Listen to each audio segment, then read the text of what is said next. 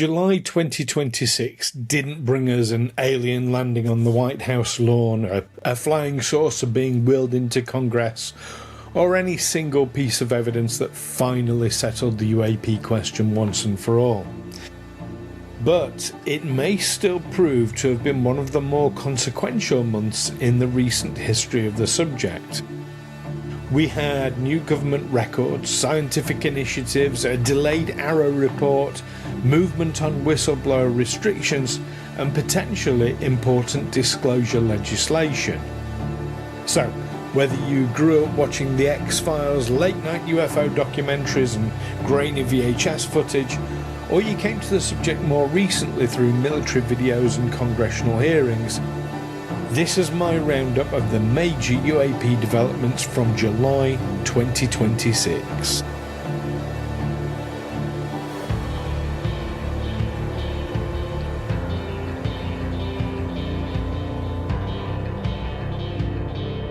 Hello and welcome to Aliens Explored. I'm your host, Stu Jackson. Neil unfortunately is unable to join me for this episode, so I'm again flying solo today. For anybody new here, welcome. Whether you're completely new to the subject or you've been fascinated by UFOs since the days of the X-Files, here at Aliens Explored we look at the evidence, the competing explanations and the politics surrounding disclosure, and we try to separate genuinely important developments from stories that are merely being loudly repeated online. And July gave us quite a lot to work through.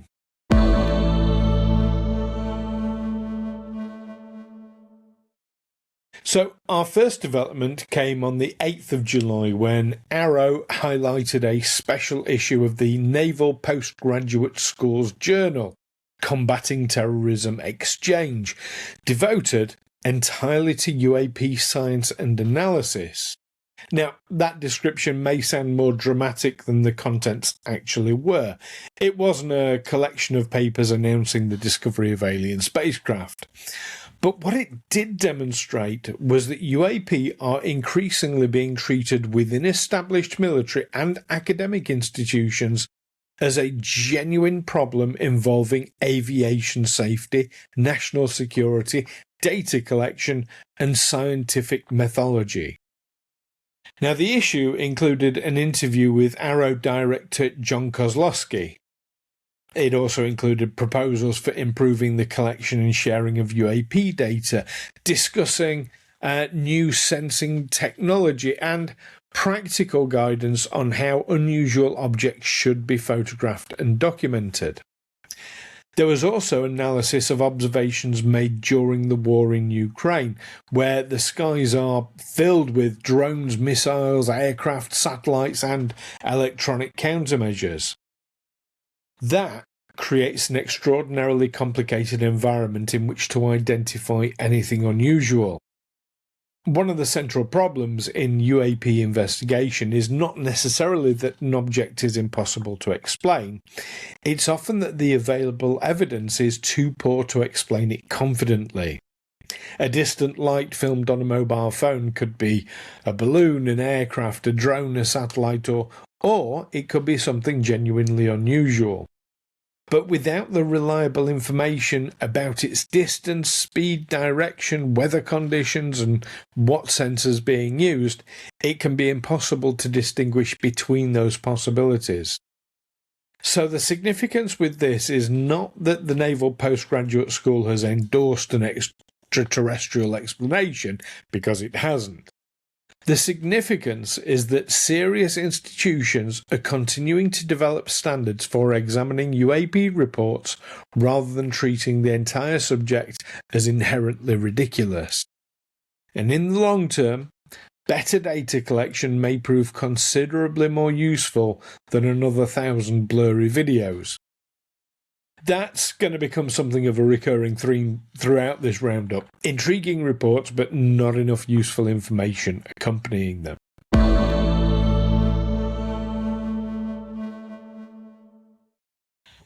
Now, second up, for July, on the 10th of July, the Pentagon released the fourth batch of records through Pursue, That's the Presidential Unsealing and Reporting System for UAP encounters. The release included historical documents, military sensor videos, NASA photographs, and audio recordings. Among the more interesting material was the transcript of a 1949 conference concerning green fireballs near sensitive atomic facilities, records relating to a 2015 incident near the Pantex nuclear weapons facility, and a number of military range Fowler reports. There were some intriguing witness descriptions, but the publicly released evidence didn't demonstrate extraordinary technology or conclusively establish what any of the objects were. Now, Neil and I have already produced an in-depth episode examining Tranche 4, including what we thought was the strongest material, the limitations of the release, and whether it represented meaningful disclosure or another disappointing document dump. There was far too much material and far too much debate surrounding it to cover properly as one section of a monthly roundup, so rather than repeat that entire discussion here, I recommend watching our dedicated Pursued Tranche 4 episode. I'll put a link on screen for those of you watching on YouTube, and there'll be a link in the description below as well.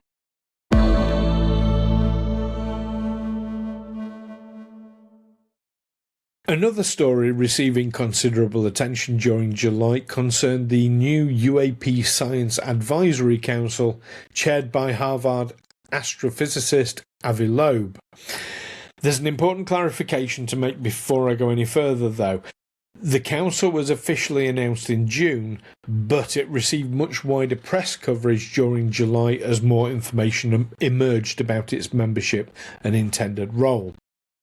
The Council is expected to provide scientific and technical advice to an interagency UAP governance board.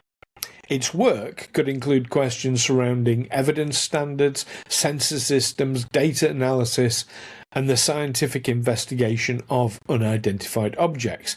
On paper, that sounds like a very positive development. But its usefulness will depend entirely on what information the Council is actually allowed to examine. Assembling an impressive group of scientists will achieve very little if they're only shown the same low-resolution videos and heavily redacted documents already available to the public. Now, for the Council to make a meaningful contribution, its members would need access to original sensor data, properly documented witness testimony, classified reporting where appropriate, and sufficient contextual information to test competing explanations. There's also the question of independence. A scientific panel should not exist merely to give an official decision a more respectable appearance. Its members must be allowed to disagree with government agencies and challenge existing conclusions, explaining openly where evidence is insufficient. Avi Loeb is himself a controversial figure within astronomy and the UAP topic, particularly because of his willingness to consider technological explanations for unusual interstellar objects. But whether or not somebody agrees with all of his conclusions, he has consistently argued that extraordinary possibilities should be investigated using instruments and evidence rather than dismissed through ridicule. So his appointment, therefore, sends a very interesting signal. The government appears, on face value, willing to involve scientists who are at least prepared to consider unconventional hypotheses. But the real test is going to be whether the Council produces transparent research, useful data, and conclusions that can be independently examined.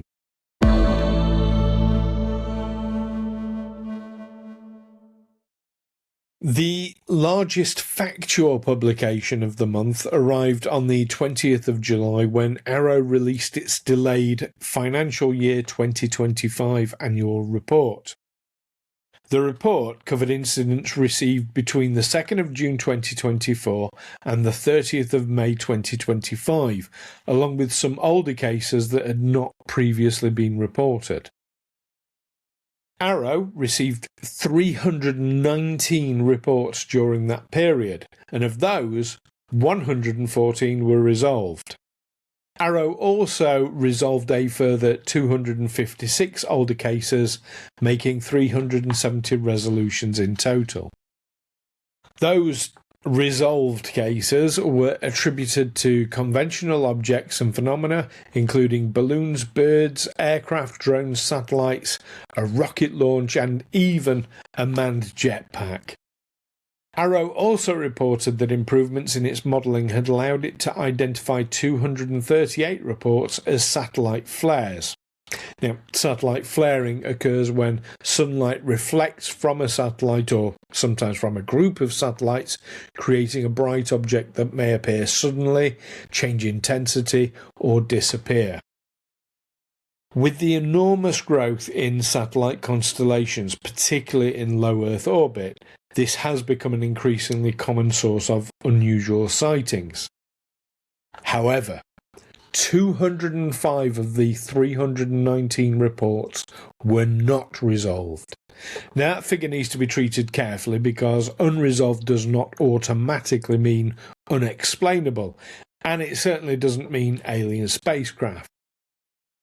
Of those unresolved reports, 191 were moved into what AARO calls its active archive, largely because there was not enough information to reach a reliable conclusion. And only 9 were referred for additional technical analysis. So in most of these cases, the problem was not that an object had been proven to possess extraordinary capabilities. The problem was that the evidence was insufficient to determine what it actually was.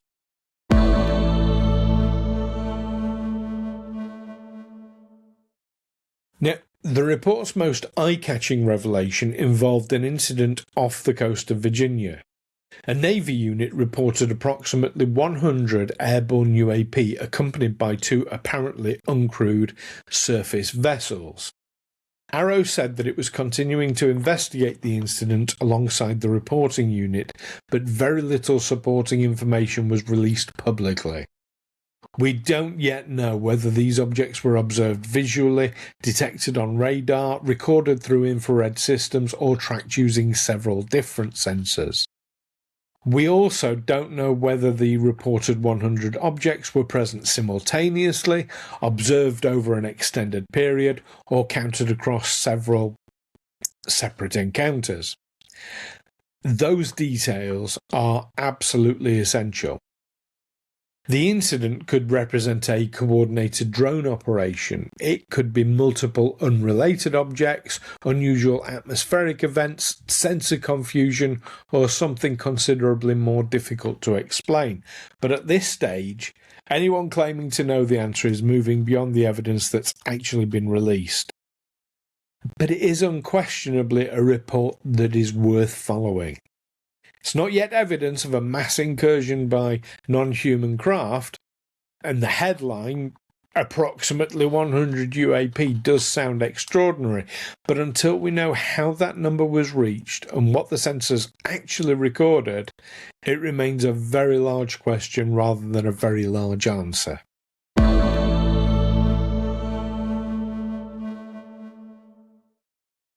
The report also mentioned several incidents near restricted locations where witnesses described apparent performance beyond known technology. However, those reports were not accompanied by technical data capable of confirming that claimed performance. 2 reports included allegations of electronic or avionic interference, although AARO was unable to determine whether the reported UAP had caused it. That distinction, that again matters. 2 events happening at approximately the same time does not automatically prove that one caused the other. Correlation is not causation. A pilot may experience an instrument problem whilst also observing an unidentified object, but investigators still need evidence connecting those events.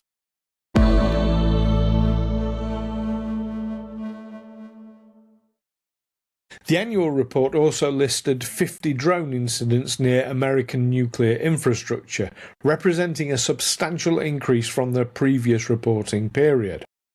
However, AARO specifically stated that none of those 50 incidents had been reported as UAP. The point has sometimes been lost online whether the terms drone and UAP are increasingly used as though they mean the same thing. An unidentified drone could certainly become a UAP report if its identity, its origin, or its behaviour could not be established. But these particular incidents were categorised as drone activity, not as evidence of anomalous craft.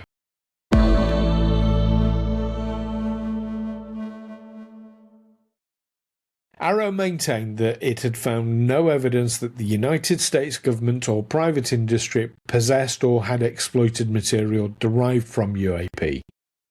That conclusion will certainly not satisfy everyone, myself included, and particularly those who believe relevant programs have been concealed from AARO itself, or that AARO is a disinformation campaign in its own right. But within the evidence AARO says it has examined, its position remains unchanged.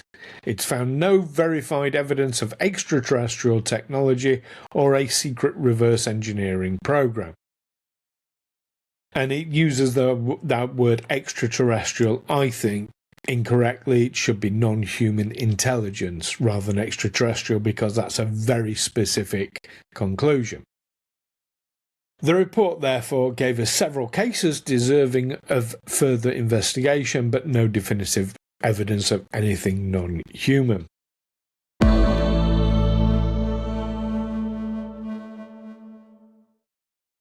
On the 21st of July, President Trump was reported to have instructed the Department of War and intelligence agencies to allow former government personnel and contractors with relevant UAP information to speak through authorised channels without breaching earlier non-disclosure agreements.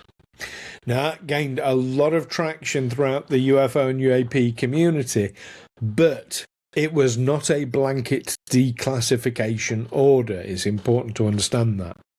It did not give witnesses permission to publish classified documents or tell everything they knew to journalists. Instead, it was intended to reassure individuals that they could provide information to designated government bodies, specifically AARO or Pursue, without being prosecuted for violating an NDA. There are still very significant questions about what precisely the directive changes, particularly because existing legislation was already supposed to permit AARO to receive UAP information, regardless of its classification level or non-disclosure restrictions. Now, Neil and I have produced a separate episode exploring this NDA waiver, what it may allow, its limitations, and whether it could genuinely encourage reluctant witnesses to come forward. I'll put a link to that discussion on screen for YouTube viewers and also in the description, so I'll leave the full analysis of that there.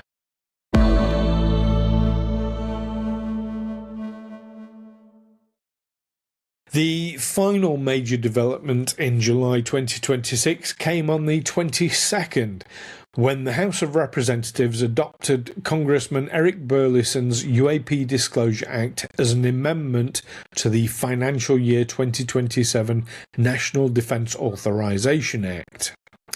Politically, this may have been the most consequential UAP event of the month. The proposed framework would strengthen the existing UAP records collection at the National Archives and establish a 9-member UAP Records Review Board. That board would oversee the review and potential declassification of relevant government records. The proposal would require agencies to identify, preserve and transfer covered UAP material into a permanent National Archives collection. It would also provide the review board with investigative powers, including the ability to issue subpoenas, and would extend record handling requirements to relevant government contractors. That last point could prove particularly important. One of the longest running allegations within the disclosure movement is that sensitive UAP material was moved out of government agencies and into private aerospace companies, placing it beyond the reach of ordinary Freedom of Information requests and congressional scrutiny. There is still no publicly verified evidence proving that such programs exist, but any effective disclosure framework would need to account for the possibility that relevant records are held by private contractors rather than sitting neatly inside a government filing cabinet. The proposed review board would also be independent of the agencies whose secrecy decisions it was examining. That addresses one of the obvious weaknesses in asking agencies to review and release their own records, as with Pursue. An organisation may be reluctant to disclose information that could reveal earlier misconduct, excessive secrecy, or institutional failure. However, there is a major qualification to this. The legislation is not yet law. The amendment was adopted as part of the House version of the National Defence Authorization Act. It needs to still survive the Senate process and any negotiations between the House and Senate before reaching the President.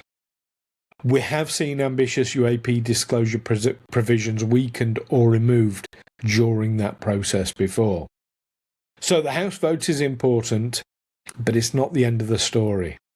The real question is whether the Independent Review Board, subpoena powers and contractor provisions remain intact in the final legislation. For me, this is probably the development from July with the greatest potential long-term impact. Reports and videos are sexy, they attract immediate attention. But legislation determines whether the public ever gains access to the underlying records.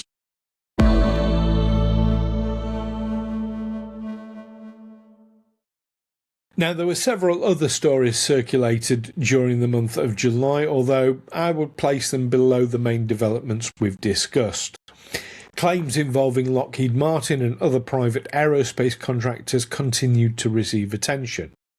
These included allegations that crash retrieval or reverse engineering work had been transferred into private industry. However, those claims still rest primarily upon testimony, second-hand accounts, and unnamed sources. So there's no publicly inspectable hardware, no verified documentation establishing such a program, or any corporate confirmation that emerged during July. That does not prove that every allegation is false, but it does mean that they remain only allegations rather than established facts. There was also discussion of Loeb's suggestion that some reports of luminous orbs might potentially involve laser-induced plasma or related human technology. It's an interesting hypothesis and could offer a conventional explanation for some sightings, particularly near military training areas. But it's not been confirmed as the explanation for any of the most prominent UAP cases. And in Australia, a researcher uncovered previously unpublished historical UFO reports during a visit to the National Archives in Melbourne. That may prove useful archival research and could add to our understanding of how Australian authorities handled UFO reports historically. But it was the discovery of older records rather than evidence of a new incident or a formal Australian disclosure program.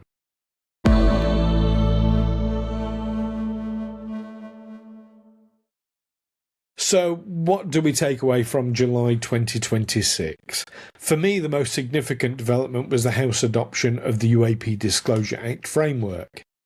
If it becomes law with its strongest provisions intact, it could change who controls the review and release of government UAP records. The most intriguing factual revelation was probably the report of approximately 100 airborne objects and 2 uncrewed surface vessels off the coast of Virginia. But the publicly available information is nowhere near detailed enough to tell us what happened. And the NDA Waiver directive may prove valuable if it persuades genuinely knowledgeable witnesses to come forward through authorised channels. But its significance will depend upon what those witnesses actually provide and whether any of their evidence eventually reaches the public. July didn't produce publicly verifiable evidence of extraterrestrial craft, non-human bodies, or successful reverse engineering, but what it did produce was a notable expansion of the machinery intended to collect evidence, examine testimony, and release government records. That may sound less exciting than a spectacular new video, but it could ultimately prove far more important, because if decisive evidence does exist somewhere within government or private industry, the real challenge has never been simply getting somebody to claim that it exists. The challenge is creating a process capable of locating it, testing it, and placing it before the public. Whether the developments we've discussed today bring us any closer to that does remain to be seen. But I want to hear from you. Let me know in the comments which July story you think is the most important. Was it the AARO annual report, the Virginia Coast incident, the NDA waiver, the Scientific Advisory Council, or the proposed disclosure legislation? And do you believe the current process is moving us closer to meaningful disclosure, or simply creating another layer of bureaucracy around the same unanswered questions? Please do remember to like the video and subscribe to Aliens Explored if you enjoy thoughtful, evidence-led discussions of UFOs, UAPs, and the possibility of non-human life. Thank you very much for watching. Neil and I, hopefully with Neil, we will see you next time, but in the meantime, keep watching the skies. Take care.